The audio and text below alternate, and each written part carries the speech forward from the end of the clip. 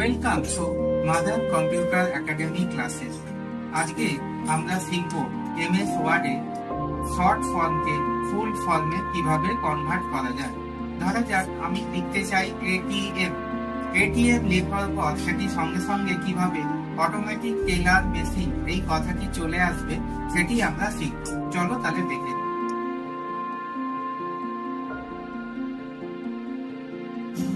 তাহলে আমরা দেখে নিই। ফার্স্টে আমরা লিখলাম এটিএম।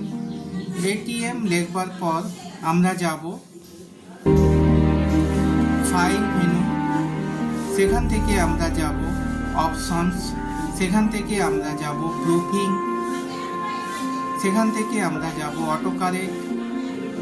অটোকারেক্টে রিপ্লেস অপশনে গিয়ে লিখব এটিএম এবং উইথ অপশনে গিয়ে লিখব অটোমেটিক টেলার মেশিন।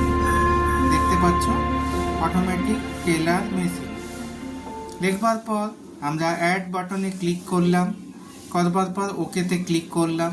এবার দেখো আমরা ওয়ার্ডে ফিরে এলাম। এবার লিখলাম এটিএম, লিখে একটি স্পেস দিলাম। যেই লিখলাম অটোমেটিক আমার এটি চলে এলো। Thank you for